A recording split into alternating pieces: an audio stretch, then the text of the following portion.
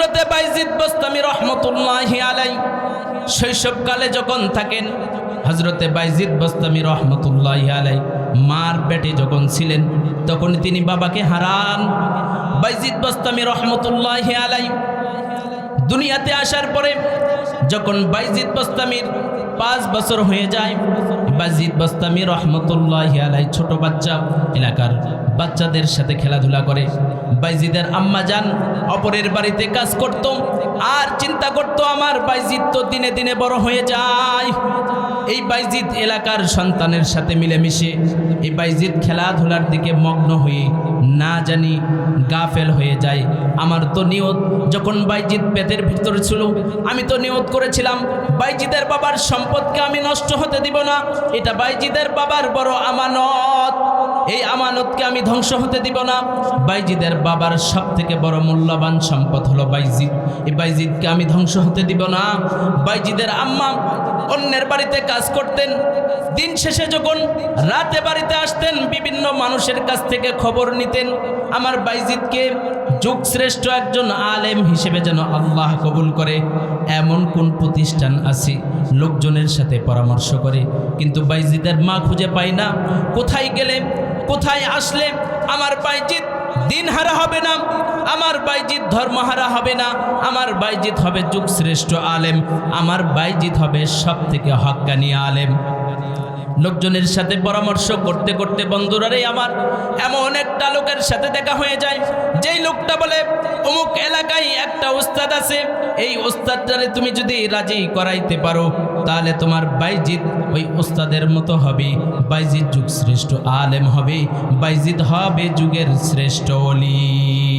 আল্লাহু আকবার বলেন। মুমিন মুসলমান ভাইরা রে আমার, এবার বাইজিদের আম্মা ছোট্ট সন্তান 5 বছরের সন্তান বাইজিদকে সাথে করে লইয়া উস্তাদের কাছে যখন যায়, পর্দার আড়াল থেকে আম্মা জান বলে, উস্তাদজি আমি আমার সন্তানটারে নিয়ে এসেছি, আমি আমার সন্তানকে আপনার কাছে রেখে যেতে চাই, আমার সন্তানটা বড় ইয়েতিম, ইয়েতিম সন্তানকে আপনি লালন পালন করবেন, এই বাইজিদ রে আপনার মতো না হওয়া পর্যন্ত আমার ঘরে ফেরত দিবেন না, বাইজিদ আলেম না হওয়া পর্যন্ত আমার ঘরে ফেরত দিবেন না। এইভাবে যখন বাইজিদের আম্মা বলে বাইজিদকে মাদ্রাসায় রেখে চলে যায়, বন্ধুরেরই আমার কিছুদিন যেতে না যেতেই বাইজিদ বস্তামি রহমতুল্লাহি আলাই কিছুদিন যেতে না যেতেই বাইজিদের মার কথা স্মরণ পড়ে যায়। মার কথা স্মরণ পড়ার সাথে সাথেই বাইজিদ উস্তাদের কাছে গিয়ে বলে, উস্তাদজি অনেক দিন হয়ে গেল, মার কথা বড় মনে হয়, মার কত আদর, মার কত মায়া, মার কত মোহাব্বত, কত আদর করে মা আমারে খানা খাওয়াইতো, আদর করে মা আমারে ঘুমাইতো, কিন্তু মাদ্রাসায় আসার পর থেকে আমি মার আদর পাই না, মা আর আমারে খাবার উঠাইয়া দেয় না, মার ওই আদর মাখা মুখ আমি দেখতে পাই না। উস্তাদ আমার মার চেহারা মোবারকটা দেখার বড় ইচ্ছে জাগে আমার। এইভাবে যখন উস্তাদ রে বলে, উস্তাদ বলে, বাইজিদ তোমার মার সাথে আমি ওয়াদাবদ্ধ হয়েছি, তোমারে আলেম না বানান পর্যন্ত আমি তোমারে ছুটি দিতে পারবো। এইভাবে যখন বাইজিদ রহমতুল্লাহি আলাই বলেন, বাইজিদের কান্না আর থামে না, বাইজিদ ফুফায়া ফুফায়া কান্না করতে থাকে। বন্ধুরা রে আমার, উস্তাদ যখন দেখে বাইজিদের কান্না কোনোভাবেই থামে না, এবার উস্তাদ বলে, বাইজিদ তোমারে আমি একটা সবক দিই, এই সবকটা যদি তুমি পরিপূর্ণভাবে আদায় করে দিতে পারো তাইলে আমি উস্তাদ তোমারে ছুটি দিব। এই কথা বলার সাথে সাথেই বাইজিদ বস্তামি রহমতুল্লাহি আলাই ওখান থেকে চলে এসে কোরআনটা নিয়ে বন্ধুরা রে আমার সবকের জন্য বসে যায়। আসমানের দিকে 2টা হাত উঠাইয়া আল্লাহ পাকের কাছে দোয়া করে, আল্লাহ রব্বি জিদনি ইলমা, রব্বি জিদনি ইলমা।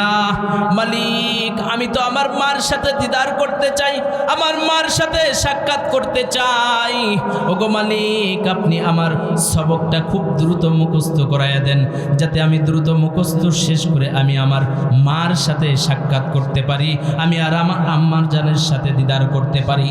এইভাবে যখন আল্লাহ পাকের কাছে দোয়া করতে করতে থাকে। অল্প সময়ের মধ্যেই বাইজিদের সমস্ত কোরআন মুখস্থ হয়ে যায়। বাইজিদ ওস্তাদের কাছে এসে বলে, ওস্তাদজি আমার পুরো কোরআন মুখস্থ হয়ে গেছে। সুবহানাল্লাহ। ওস্তাদ মনে করছে কোরআন মুখস্থ করা তো সহজ বিষয় নয়, আমি যদি বাইজিদকে এমন সবক দিই ও 2-3 বছরে শেষ করতে পারবে না, আর 2-3 বছর যদি থাকে বাইজিদ এখানে তার মন বসে যাবে, আর আম্মা জানের কথা স্মরণ হবে না, মাদ্রাসা ছেড়ে চলে যাবে না। কিন্তু বাইজিদ তো আজীব সন্তান, অল্প দিনের ভিতরেই সমস্ত সবকগুলো মুখস্থ করে বাইজিদ বোস্তামি রহমতুল্লাহি আলাইহি একের পরে এক উস্তাদরে শুনান। উস্তাদ পরীক্ষা নেই, পটপট করে সমস্ত আয়াতগুলোর বাইজিদ বোস্তামি রহমতুল্লাহি আলাইহি উস্তাদের উত্তর দিয়ে দেন। এবার বাইজিদ বোস্তামি রহমতুল্লাহি আলাইহি উস্তাদরে বলে, উস্তাদ আপনি আমারে সবক দিয়েছিলেন, আমি সবক তো মুখস্থ করেছি, ইয়াদ করেছি, এখন আপনি যে আমাকে একটা কথা বলেছিলেন, আমি যদি এই সবকটা শুনাইতে পারি আপনি আমারে আমার আম্মা জানের সাথে সাক্ষাৎ করার জন্য অনুমতি দিবেন। ওগো উস্তাদ, আমি এখন অনুমতি চাই, আপনি আমাকে আমার আম্মা জানের সাথে দিদার লাভের জন্য অনুমতি দিবেন। এবার উস্তাদ বাইজিদ বোস্তামি রহমতুল্লাহি আলাইহিকে অনুমতি দিয়ে দিলেন, যাও যাও তুমি তোমার মায়ের সাথে দেখা করো। বাইজিদ বোস্তামি রহমতুল্লাহি আলাইহি পায়দল হেঁটে মার সাথে দেখা করতে আসি। বন্ধুরা রে আমার, দূর থেকে মা যখন দেখে বাইজিদ বাড়ির দিকে আসতেছে, অমনি মা ঘরের ভিতরে দৌড়াইয়া ছিটকেনি লাগায়া ঘরের ভিতরে বসে থাকে। বাইজিদ বোস্তামি রহমতুল্লাহি আলাইহি দরজায় যায় টক টক করে আওয়াজ দেয় আর বলে, আম্মা জান দেখেন আপনার বাইজিদ আপনার দরবারে হাজির হয়েছি। ভিতর থেকে আম্মা জান বলে, না না তুমি আমার বাইজিদ নও, তুমি আমার বাইজিদ নও, আমার বাইজিদ তো আলেম না হয়ে আমার বাড়িতে আসবে না।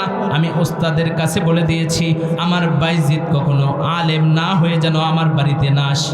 তুমি যাও যাও, আমার বাইজিদ কখনো আলেম না হয়ে আমার ঘরে আসবে না, আমি তোমার সাথে দেখা করতে চাই না, তুমি আমার বাইজিদ না, আমার বাইজিদের অপেক্ষায় আমি আসি আলেম বাইজিদের অপেক্ষায়। বাইজিদ বোস্তামি রহমতুল্লাহি আলাইহি অনেক রাত পর্যন্ত বাসার সামনে থাকার পরে যখন ব্যর্থ হয়ে গেলেন, বন্ধুরা রে আমার, মা দরজা খুলে না। বাইজিদ বোস্তামি রহমতুল্লাহি আলাইহি কান্না করতে করতে আবার বাড়ির দিকে, আবার মাদ্রাসার দিকে দৌড়াইলেন। মাদ্রাসায় যাওয়ার পরে মাদ্রাসাতে কান্না করতেছে। ওস্তাদ যখন দেখে বাইজিদ কান্না করে, ওস্তাদ বলে, বাইজিদ তোমারে তো আমি ছুটি দিয়েছিলাম, কিন্তু তুমি মাদ্রাসায় কেন, আবার মাদ্রাসায় আইসো, কান্না করো কেন?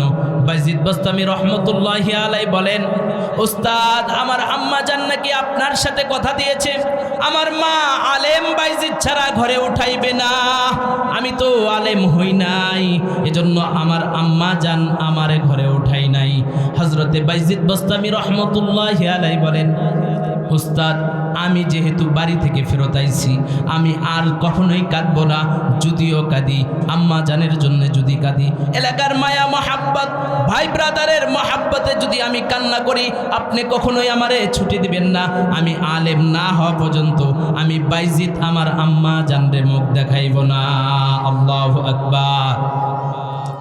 এইভাবে যখন বললেন বাইজিদ বোস্তামি রহমতুল্লাহি আলাইহি, বন্ধুরা রে আমার, এইভাবে 18টা বছর কেটে দেওয়ার পরে যখন আলেম হয়ে গেলেন, আলেম হয়ে যাওয়ার পরে বাইজিদ বোস্তামি রহমতুল্লাহি আলাইহি এইরকম বিশাল একটা আয়োজন করে, আজকে যেমন আপনাদের এই এলাকার মাদ্রাসার দাড়িদহ আমিনিয়া হাফেজিয়া কওমি মাদ্রাসার এখানে একটা ছাত্রকে পাকড়ি দেওয়া হবে, হাফেজ ছাত্রকে পাকড়ি দেওয়া হবে, এমনইভাবে বাইজিদ বোস্তামি রহমতুল্লাহি আলাইহি 18 বছর বয়স যখন শেষ হয়ে গেছে, আলেম যখন হয়েছে, পরের দিনে পাকড়ি দেবে। ওস্তাদ বলে, বাইজিদ তোমারে কালকে পাকড়ি দেওয়া হবে, ইলমের পাকড়ি নিয়া তুমি কালকে তোমার আম্মা জানের সাথে সাক্ষাৎ করবে। এইভাবে যখন বলে, বন্ধুরা রে আমার, ওস্তাদ ছাত্র কথা বিনিময় করে যখন ঘুমাইলেন, মদিনাওয়ালা আপনার আমার নবী বিশ্ব নবী রহমাতুল লিল আলামিন উস্তাদের কাছে স্বপ্নের ভিতরে হাজির হয়ে বলতেছে, বাইজিদের ওস্তাদ তুমি শুনে নাও, কালকে তো তুমি বাইজিদকে ইলমের পাকড়ি পরাইবে, আমার বাইজিদরে শুধু ইলমের পাকড়ি পরাইলে হবে না, আমার বাইজিদরে তুমি ইলমের পাকড়ি পরায়া দিবে, সাথে সাথে আমার বাইজিদরে তুমি ইলমে তাসাউফের পাকড়িটাও পরায়া দিবে। সুবহানাল্লাহ। এবার ওস্তাদ বাইজিদ বাস্তামি রহমতুল্লাহি আলাইকে পরের দিন 2টা পাকড়ি দিয়ে দেই। বাইজিদ বাস্তামি রহমতুল্লাহি আলাই আলেম হয়ে যখন বাড়িতে চলে আসলেন, বাড়িতে আসার পরে বন্ধুরা রে আমার, বাইজিদ বাস্তামি রহমতুল্লাহি আলাইয়ের আম্মা জান বৃদ্ধ হয়ে গেছে, বয়সের ভারতের কারণে বিছানা থেকে উঠতে পারে না, কান দ্বারা সঠিকভাবে শুনতে পারে না। বাইজিদ বাস্তামি রহমতুল্লাহি আলাই বলতেছেন, আম্মা জান আমি এখন আর সাধারণ বাইজিদ নই, আমি আলেম হয়ে আপনার ঘরে চলে এসেছি। বাইজিদের আম্মা বলে, বাইজিদ তুমি আমারে 1 মশক পানি দাও, পানি নিয়ে আমার একটু ওযু বানায়া দাও, আমার একটু যাই নামাজ বিছায়া দাও, আমি শুকরিয়ার নামাজ আদায় করব। সুবহানাল্লাহ। এইবার বাইজিদ বাস্তামি রহমতুল্লাহি আলাইহির আম্মা জান যাই নামাজের জন্য দাঁড়াইলেন। নামাজ শেষে আসমানের দিকে হাত উঠাইয়া, মালিকের দরবারে হাত উঠাইয়া আসমানের দিকে তাকাইয়া বলে, মালিক আপনি তো আমারে আলেম সন্তানের মা বানাইছেন, আমি তো বৃদ্ধ হয়ে গেছি, বিছানা থেকে নড়তে পারি না। ওগো আল্লাহ, আমার আলেম সন্তান আলেম হয়ে এসেছে, এখন তার জন্য জাতির অনেক কাজ বাকি আছে। আমার আলেম সন্তান বাইজিদ জাতির অনেক কাজে আসবে। আল্লাহ, আমার বাইজিদ অনেক কাজ করবে। আমি যদি জীবিত থাকি তাহলে আমার বাইজিদ আমার খেদমত করতে হবে। আমার বাইজিদ আমার খেদমত করবে নাকি জাতির খেদমত করবে? আল্লাহ, আমি তো বৃদ্ধ হয়ে গেছি, আমার খেদমতের কোনো প্রয়োজন নাই, আমার বাইজিদ জাতির জন্য খেদমত করবে। আল্লাহ, আমাকে আর দুনিয়াতে রাখার প্রয়োজন নাই, আপনি আমাকে অতি শীঘ্রই দুনিয়া থেকে উঠায় নেন। বাইজিদের আম্মা দোয়া করতে দেরি, বন্ধুরা রে আমার, দোয়া যখন শেষ হয়েছে বাইজিদের আম্মা ওই জায়নামাজেই দুনিয়া থেকে বিদায় নিয়ে চলে গেছেন। এই জন্য বলতেছিলাম বন্ধুরা রে আমার, সন্তানকে যদি আলেম বানাইতে চান, মা বাবাকে বিশাল কুরবানি করতে হবে, মা বাবাকে অনেক ধৈর্য ধারণ করতে হবে। আজ আমরা সন্তানকে মাদ্রাসায় দিই, সন্তানের চোখের পানি যদি দেখি, মাদ্রাসায় আসার পরে যদি দেখি সন্তানের চোখ বেয়ে বেয়ে পানি পড়তেছে, সন্তান কান্না করতেছে, তাইলে আর আমরাও নিজেরাও ঠিক থাকতে পারি না, সন্তানটারে তৎক্ষণাৎই বাসায় নিয়ে চলে যায়, ঠিক কিনা জোরে বলেন? কিন্তু বাইজিদের আম্মা, বাইজিদ সাধারণ বাইজিদ হয়ে যায় নাই, হাফেজে কোরআন হয়ে বাইজিদ বাড়িতে গিয়েছিলেন, তারপরেও বাইজিদের আম্মা বাইজিদকে গ্রহণ করে নাই, বলছে আলেম না হওয়া পর্যন্ত আমি আমার বাইজিদকে কবুল করব না। কিন্তু আপনি আমি এখন সন্তানটার সামান্য পরিমাণ যদি একটু কষ্ট দেখি, সন্তানকে মাদ্রাসায় রেখে গেছি, সন্তানের সামান্য পরিমাণ যদি একটু রোগ হয়, ওই সন্তানকে বাড়ি নেওয়ার জন্য আমরা চেষ্টা করি, ঠিক কিনা জোরে বলেন? এজন্য বন্ধুরা রে আমার, আমরা সকলেই চেষ্টা করব, যে যেখানেই থাকি, যত দূরে সন্তানটারে রাখি, আপনি আমি সকলেই আপ্রাণ চেষ্টা করব আপনি আমার সন্তানটা যেন পরিপূর্ণ কামেল মোকাম্মেল আলেম হয়ে আমাদের বাড়িতে আসে। লিল্লাহে তাকবীর। দ্বিতীয় বক্তার আগমন।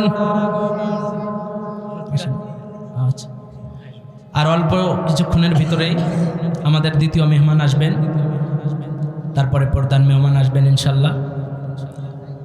ওনারা কোরআন সুন্নাহ ভিত্তিক নির্দেশনামূলক কথা বলবেন। আল্লাহ পাক আমাদের এই মাহফিলকে কবুল করেন।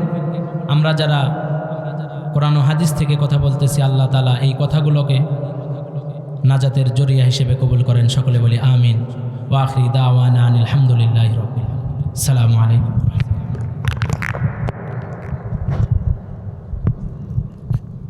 এখন